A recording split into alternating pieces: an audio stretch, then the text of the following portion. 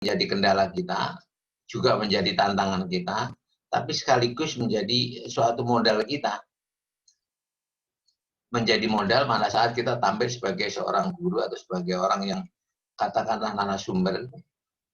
Menjadi tantangan manakala saudara harus berperan bagaimana membuat kestabilan dari lingkungan itu sendiri. Dalam hal ini yaitu bumi kita. Karena tanpa manusia berperan seperti itu, maka timbul suatu kerusakan atau sampai kepada bentuk degradasi atau bahkan mungkin akan terjadi sesuatu yang sangat tidak diinginkan oleh kehidupan manusia. Itu contoh penjelasan singkat tentang peran lingkungan di dalam kehidupan kita sehari-hari, dan kita sebagai guru itu jelas harus paham tentang itu. Walaupun ini yang kita pelajari ini khususnya bagaimana memerankan komponen lingkungan itu sendiri sebagai bahan untuk pengajaran fisika. Nah, melihat dari jadi ada beberapa komponen penting yang akan kita bahas selama perkuliahan. Seperti yang minggu kemarin, 2 minggu saya kira sudah jelas. Sekarang saya mulai dari lapisan yang terdapat di bumi kita. Atmosfer, hidrosfer, yang belum akan kita bahas satu persatu. Mungkin minggu depan litosfer, kemudian hidrosfer, kemudian biosfer, kemudian ada satu lagi yang paling penting juga sekarang menjadi tren, yaitu sumber daya alam yang lebih kita kenal sebagai energi terbarukan, karena persediaan energi yang digunakan oleh manusia mengalami penyusutan yang luar biasa karena kepandaian manusia mengeksploitasi sumber daya alam. Dan kemudian dampak dari apa yang dikerjakan oleh manusia dengan ilmu yang tinggi, teknologi yang tinggi ini, muncul apa yang kita kenal dengan polusi. Akibat polusi, banyak itu polusi, atau bahkan mungkin kerusakan. Saudara pernah mendengar itu lapisan ozon mengalami pelebaran lubang makin lebar, dan seterusnya. Nah, sekarang nih sore saya bahas tentang atmosfer. Ya, atmosfer itu adalah lapisan udara yang ada di atas permukaan air laut, daratan, yang terdiri dari benda gas atau zat gas. Komponen-komponennya diantaranya tertulis itu oksigen, nitrogen, dan sebagainya. Ini adalah data real atau existing yang sebenarnya dan memenuhi syarat seharusnya. Akan tetapi faktanya sekarang unsur yang ada di atmosfer kita tidak seperti yang tertera dari ini, karena sudah mengalami banyak polusi, atau dengan kata lain mendapat tambahan zat atau molekul atau unsur-unsur yang menyebabkan strukturnya tidak lagi seperti ini, tapi ada tambahan. Misalnya apa? Sisa pembakaran motor atau kendaraan atau pesawat dan seterusnya, yang menghasilkan limbah untuk kehidupan. Ini kaitannya dengan kehidupan. Atau mungkin kerusakan dari lapisan tertentu akibat adanya pengerusakan hutan yang harusnya menghasilkan oksigen dalam jumlah besar, tapi akibat kerusakan akhirnya mengalami hal-hal yang mengganggu daripada lapisan-lapisan tertentu di dalam atmosfer itu sendiri. Jadi kalau saudara perhatikan betul gitu, inilah lapisan oksigen dengan komponen yang mengisi di udara itu sendiri. Slide berikutnya, 8. Tolong. Pak.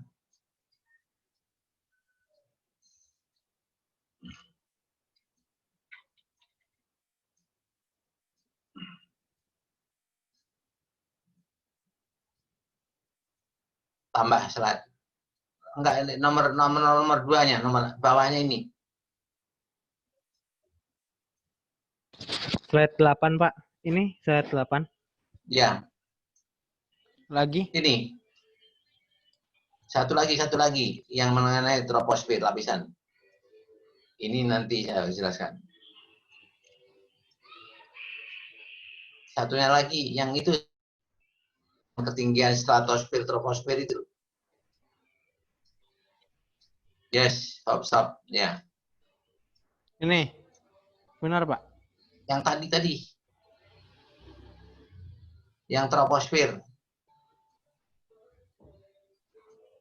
Ya, stop. Ya. Nah, ini. Jadi lapisan atmosfer itu kalau dilihat dari ketinggiannya, dari permukaan ke atas sampai paling luar lapisan yang bagian dari bumi, itu dari troposfer, itu yang paling dekat dengan permukaan daratan atau lautan. Kemudian stratosfer, mesosfer, termosfer, atau kita kenal dengan ionosfer, sampai kepada eksosfer. Nah, lapisan-lapisan ini tersusun, tentu saudara kalau dilihat dari kacamata fisika, itu didasarkan pada satu ketinggiannya, tapi tidak ketinggian semata, tapi juga ada komponen-komponen lain, yaitu tergantung dari kerapatan molekul yang menempati pada lapisan masing-masing. Contohnya lapisan troposfer, tentunya mereka merupakan suatu lapisan yang terdiri dari struktur molekulnya lebih rapat dibandingkan stratosfer. Selanjutnya sampai mesosfer, termosfer, dan seterusnya. Disebut termosfer karena ada satu lapisan yang terdiri dari ion-ion yang mempunyai volume isi dengan kebanyakan adalah ion. Ion itu apa? Ion itu atom yang bermuatan. Dan lapisan ionosfer inilah yang sering dikenal sebagai lapisan perisai bagi bumi. Kenapa? Karena sejumlah sinar matahari yang masuk di lapisan ionosfer ini mereka akan diserap, diabsorb paling banyak. Sebagian besar diabsorb, kemudian sebagian dipantulkan keluar lagi sinar matahari, kemudian ada sebagian yang masuk ke permukaan bumi kita yang kita kenal dengan sinar matahari. Dan lapisan ini sangat menentukan pola hidup di bumi. Kemudian eksosfer lapisan luar, jadi yang terkait dari yang tidak terkait dengan gravitasi, sudah tidak terkait dengan gravitasi bumi. Nah, inilah lapisan-lapisan yang ada di atmosfer yang mempunyai ketinggian. Lanjut. Slide berikutnya.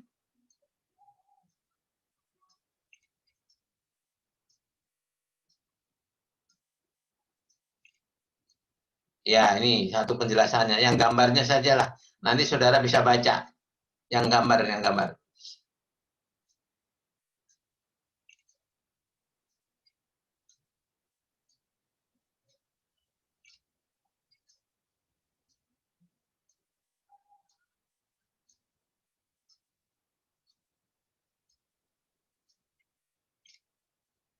Gambar yang bulat.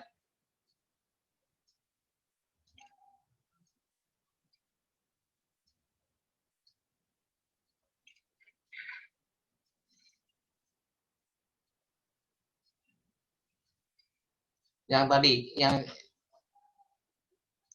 dekat nomor 7, 8 tadi loh. Jangan yang ini nanti tugas saudara untuk membaca.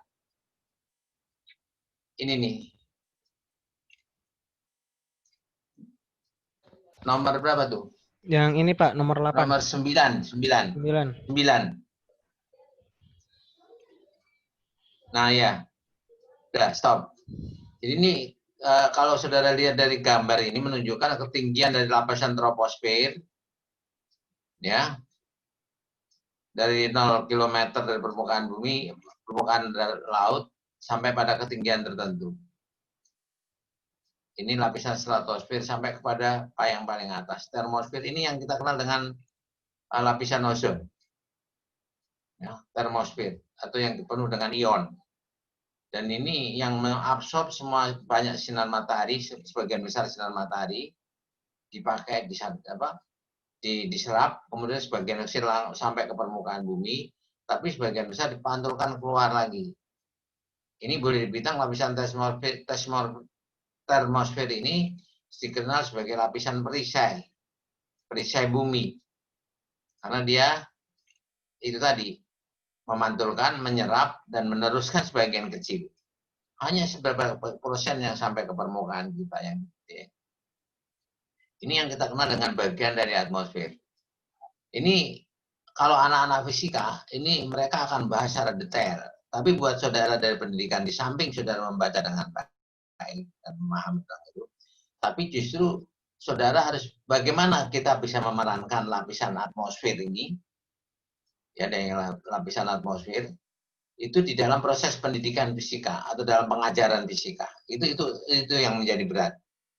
Kenapa? Karena di lapisan udara itu banyak hal yang sangat terkait dengan pola kehidupan kita. Misalnya, di lapisan atmosfer itu kita mengenal adanya apa yang disebut dengan istilah cuaca. Cuaca itu apa kira-kira?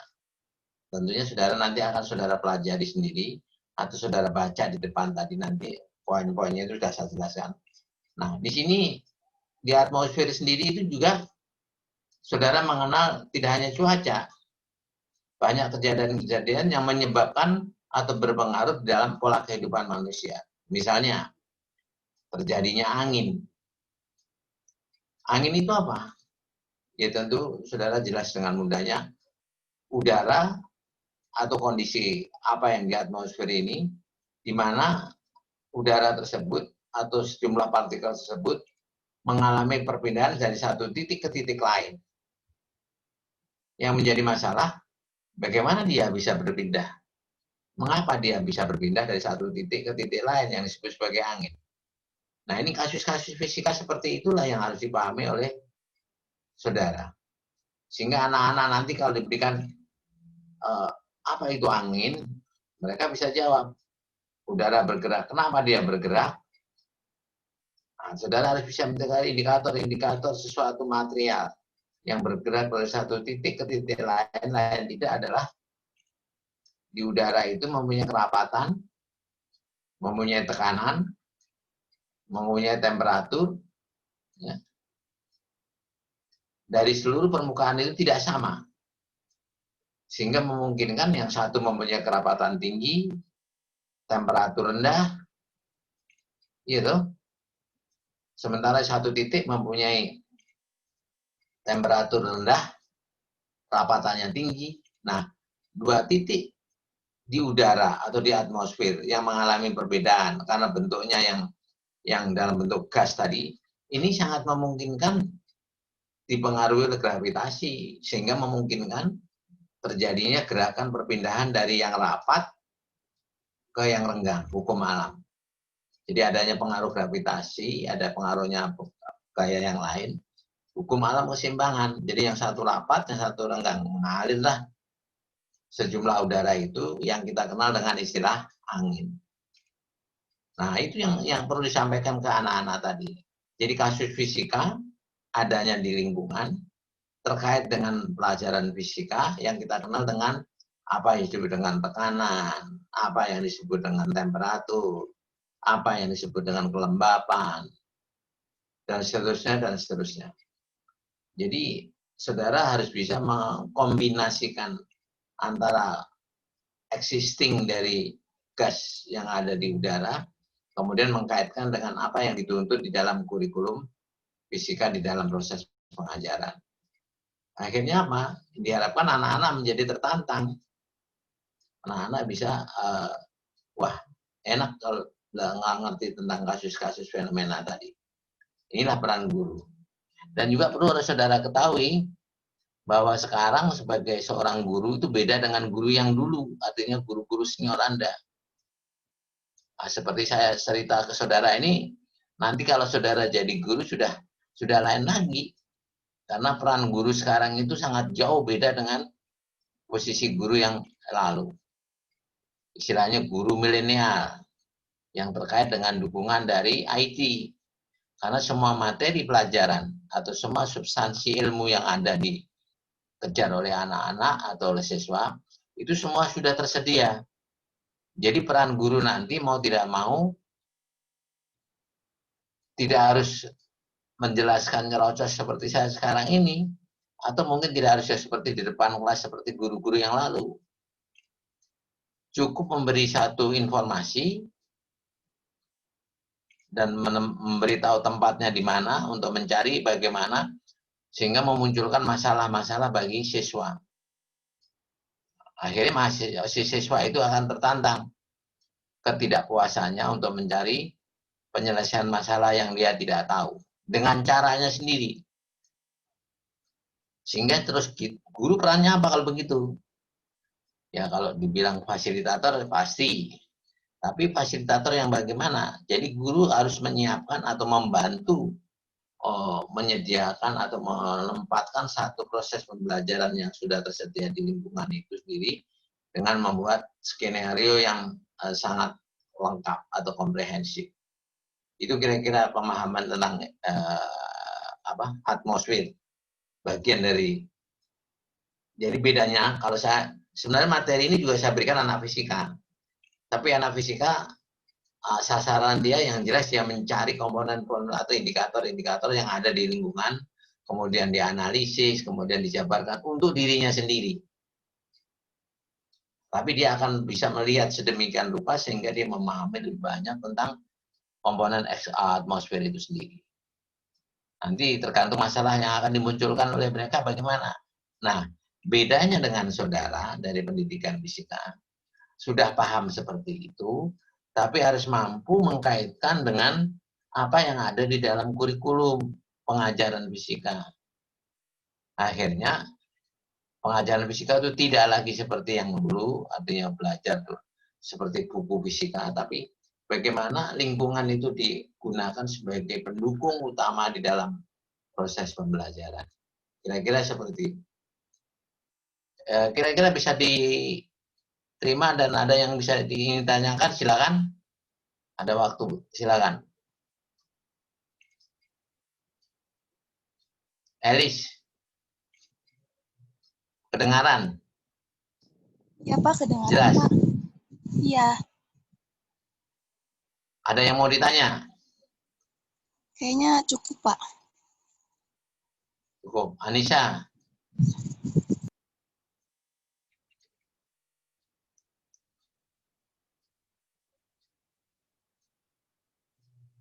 Ada Kuku, gimana Ku? Ada yang kurang jelas? Silakan. Jelas Pak, alhamdulillah. Jelas. Antika? Iya Pak, Bisa dimengerti penjelasan saya? insya Allah bisa Pak. Ya, itu kira-kira ya oke kalau gitu.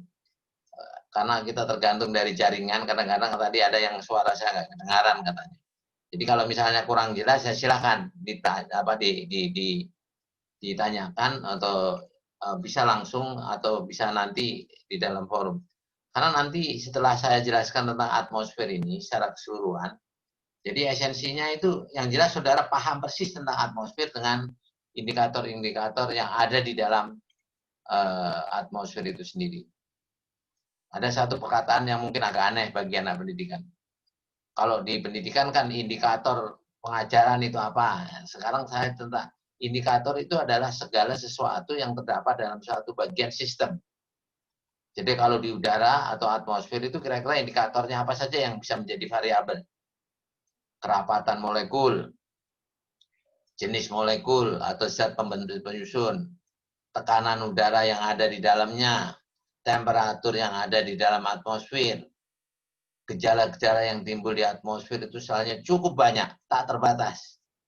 Ya, itu yang disebut dengan indikator-indikator di dalam pelajaran fisika yang nanti menjadi variabel di dalam pengajaran fisika.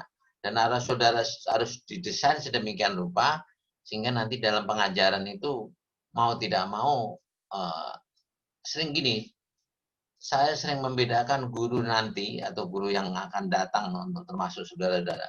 Itu beda dengan guru yang terdahulu. Apa bedanya kira-kira? Bedanya cukup jelas. Kalau guru dulu tuh di depan kelas tampil bisa marah-marah, bisa merintahkan, gitu ya, bisa ngasih contoh dan seterusnya dan seterusnya. Itu dulu. Tapi kalau sekarang lain. Saya sering mengatakan ke anak-anak pendidikan atau mahasiswa pendidikan itu, guru itu harus berperan sekarang ini dalam milenium di era digital itu harus seperti sutradara. Tahu sutradara ya? Oh, Apa tuh, Lis? Elis, sutradara itu apa, Lis?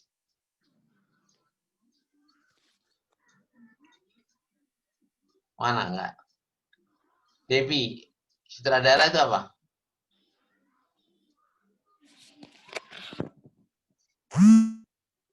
Iya Pak, maaf kenapa Pak? Sutradara itu apa? Guru itu sama dengan sutradara ke depan. Apa itu maksudnya? Kayak orang yang mengarahkan gitu Pak. Ya, satu, betul. Ini saya tanya lagi. Elis, apa itu sutradara? Jadi saya Elis Pak. Ya? Iya, tadi yang menjawab saya Elis Pak. Oh, ini Dewi belum jawab, Dewi. Iya belum Pak. Dewi nongkrong apa di luar? Mana nih? sutradara adalah orang yang pembuat film gitu mengarahkan, Pak. Ya, sama hampir. Coba saya lihat. Citra, Iya, Pak. apa itu sutradara? Sutradara itu kayak orang yang ngarahin pas kalau lagi syuting film gitu, Pak. Suaranya nggak keras? Halo? Iya. Apa itu sutradara? Sutradara itu orang yang mengarahkan. Mengarahkan. Ya. Deva. Sengaja saya cat. Apa Deva? Sutradara. Ya, sutradara seperti itu. Jadi yang orang yang mengarahkan atau mengatur jalannya cerita. Mengatur segalanya. Jadi gini, ya jawabannya nggak ada yang salah. Tapi harus memahami tentang pengertian sutradara itu sendiri. Kenapa saya katakan guru sekarang harus sutradara? Karena guru sekarang itu harus membuat sutradara itu orang yang apa ya? Yang sebenarnya sangat lengkap. Saya katakan lengkap apa? Karena dia dari awal menggunakan suatu mungkin bahkan membuat sendiri. Dia harus bisa mempunyai satu konsep di kepala di kepalanya dengan imajinasi, logika dan segalanya lengkap. Karena kalau tidak lengkap, apa sih hasil kerjaan sutradara itu kira-kira apa? Film kan atau tontonan. Jadi tontonan itu ini akan ditonton oleh konsumen. Sehingga tontonannya itu harus betul-betul bisa membuat suatu si konsumen itu tertarik, kagum, dan seterusnya, dan seterusnya. Makanya kalau saudara lihat sutradara dari luar negeri atau film-film asing itu, saudara akan terpukau dengan cara penyajian yang dibuat oleh sang sutradara. Hayalannya, imajinasinya, prosesnya, dan seterusnya. Jadi sutradara itu lengkap sekali. Karena dia harus membuat latar belakangnya, jalan ceritanya, hayalannya, tujuannya, endingnya kira-kira seperti apa. Yang sangat tidak mungkin bisa ditebak dengan mudah oleh penonton. Itu kehebatan dari film-film luar negeri yang saudara senang. Maksud saya begini, saudara menjadi sutradara itu sekarang dengan dukungan IT yang sudah tersedia. Guru sekarang tidak seperti guru yang dulu. Kenapa? Guru sekarang harus bisa membuat desain pembelajaran, merancang satu proses pembelajaran dengan dukungan dari IT yang sudah tersedia. Artinya, materi-materi fisika yang ada di pelajaran SMA itu tidak lagi harus kita membuka buku karena siswa sudah bisa melihat, mencari, dan mungkin memahami bukan dari guru, tapi dari informasi IT yang dari jaringan. Sehingga kalau guru tidak hati-hati membuat satu skenario acara pembelajaran dengan baik, mungkin gurunya kalah pemahamannya dengan siswa. Siswanya punya alat teknologi makin modern, lengkap daya informasinya, dia lebih tahu dulu sehingga mereka. Nah, terus peran guru bagaimana? Itu tadi makanya harus jadi sutradara. Guru harus bisa membuat desain pembelajaran, medianya yang dipakai kira-kira apa, metode untuk belajar dia kira-kira bagaimana, ya. Metode materi apa yang akan dia menjadi tuntutan dia. Jadi si guru harus menguasai betul tuntutan dari siswa.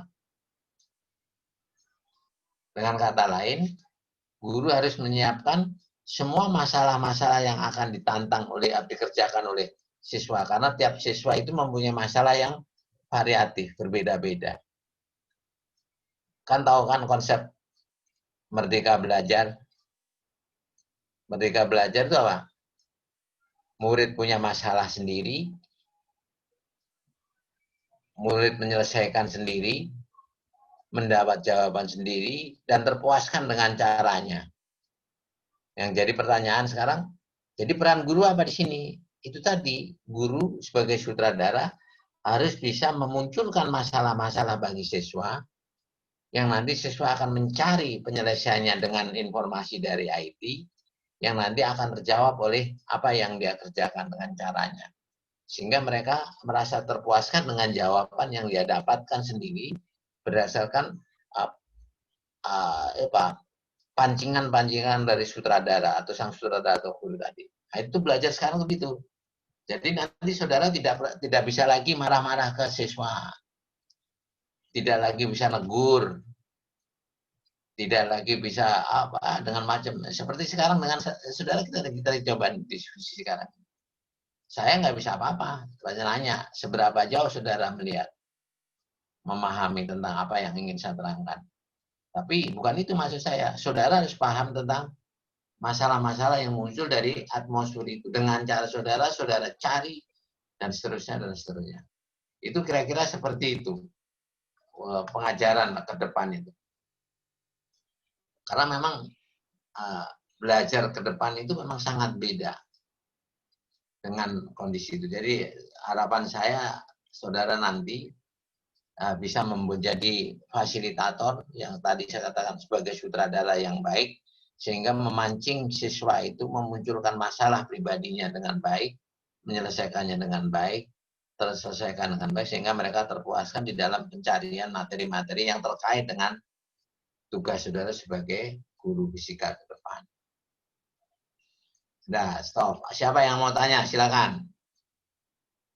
Ini kaitannya anak pendidikan dengan anak fisika. Kalau anak fisika saya lari kenceng itu tentang materi total. Tapi di sini sengaja saya variasi, nanti saudara akan menjadi guru.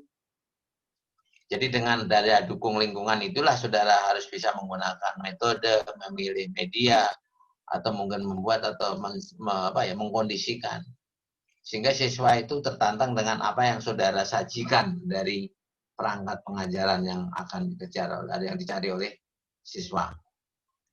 Ada pertanyaan sampai sini?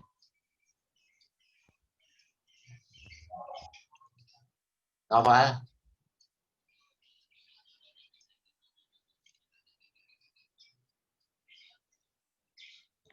Cek. Kalau menurut Ada? saya sih sudah cukup jelas, Pak, penjelasannya. Ya, mudah-mudahan. Harapan saya begitu.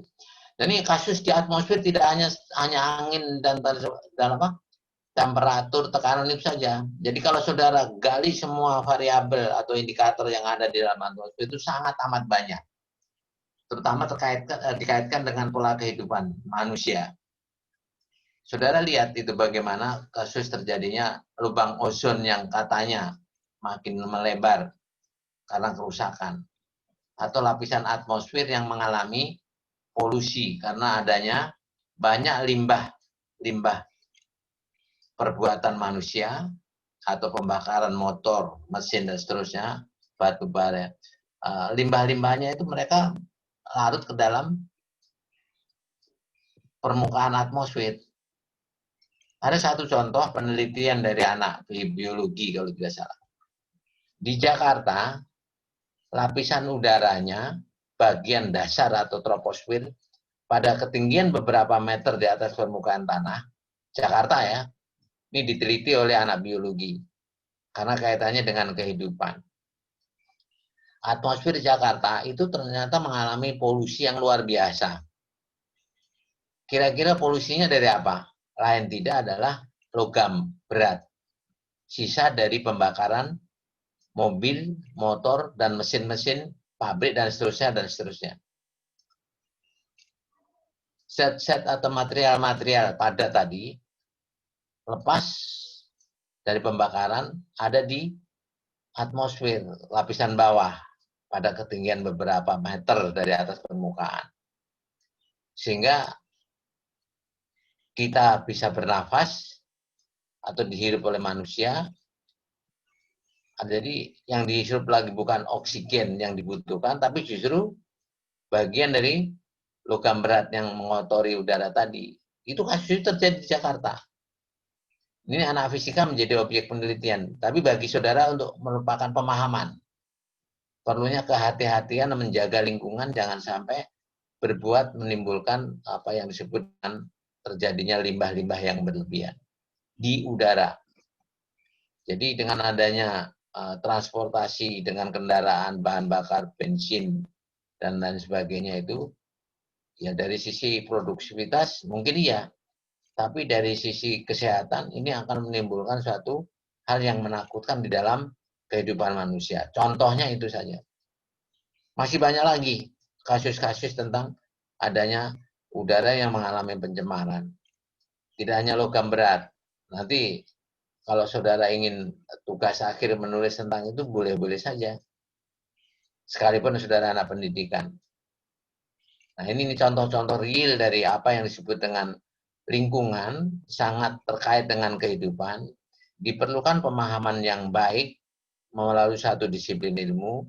Tugas kita atau tugas saudara nanti mengkaitkan antara kebutuhan manusia di dalam memenuhi kehidupannya itu dengan tidak menimbulkan kerusakan atau hal-hal yang negatif terhadap kebutuhan hidupnya. Itu tugas nanti.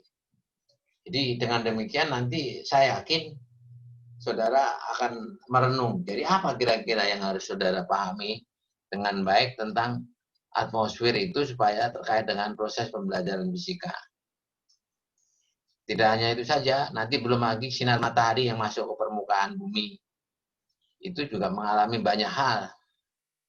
Di satu sisi mungkin bisa dipakai untuk ditampung dengan solar cell sebagai pembangkit atau energi terbarukan.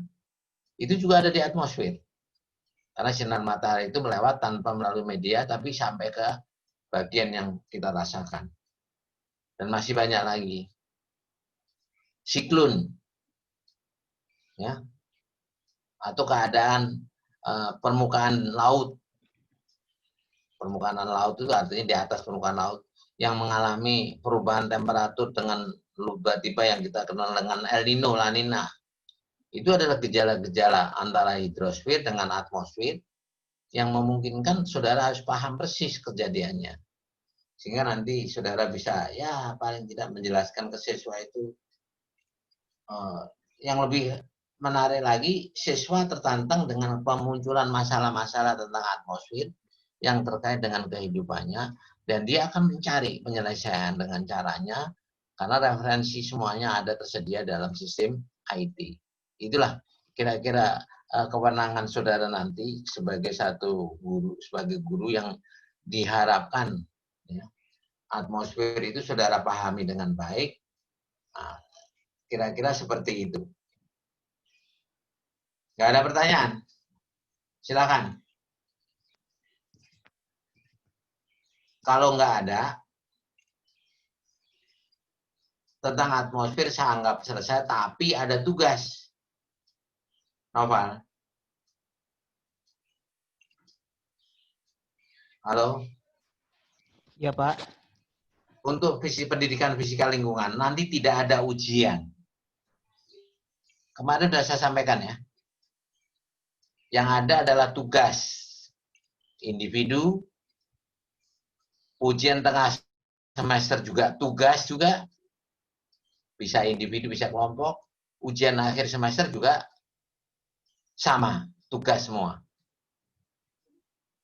Jadi sekali lagi tolong itu dicamkan, tolong ikuti terus dan tolong dibaca referensi dan tolong saudara pahami yang sudah saya berikan itu menurut versi saudara.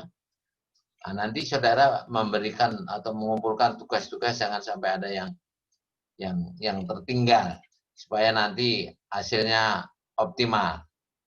Jadi sekali lagi, kemarin kan belum ada tugas. Nah, sekarang tugas pertama untuk minggu besok sebelum kuliah, itu saudara sudah memasukkan tentang atmosfer dalam bentuk summary. Bisa dipahami? Bisa, Pak. Ya, jadi summary tentang atmosfer. Artinya apa? Atmosfer dengan PowerPoint yang saya berikan dan referensi buku yang ada, saudara buat dengan kata-kata sendiri dalam bentuk alinea, tidak gambar ya, tentang substansi yang terdapat di dalam atmosfer. Disajikan dalam bahasa saudara masing-masing. Hanya pesan saya, jangan copy paste, walaupun sudah ada. Tapi rangkailah, makanya saya katakan summary. Tahu bedanya summary dengan abstrak? Abstrak tahu? Abstrak itu intisari yang hanya 2-3 alinea, apa? Iya. Paragraf ya, Pak? Ya? Alinea apa paragraf, Pak? Paragraf, betul. Iya. Kalau abstrak itu hanya beberapa paragraf, tapi kalau summary itu lebih dari itu. Tapi bukan ringkasan. Kalau ringkasan itu hampir semuanya komponen harus ada sedikit-sedikit, namanya ringkasan. Kalau summary adalah bagian yang esensi dari apa yang dibahas, tapi dalam bentuk paragraf-paragraf yang bersambung. Gitu. Dari Windows sajalah, diketik. Tiap orang satu buat. Bisa dipahami?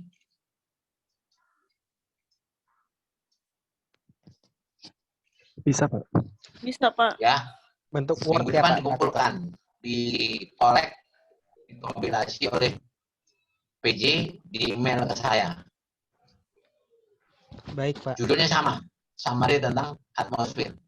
Bahasanya pasti beda-beda, dengan bahasa masing-masing mahasiswa.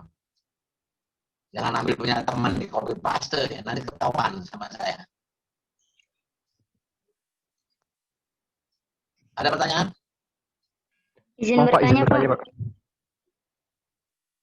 Kalau nggak ada, saya kira itu saja yang saya sampaikan. Jadi tugas ya, minggu depan kita membahas tentang satu komponen mungkin litosfer atau hidrosfer. Jadi hari ini atmosfer.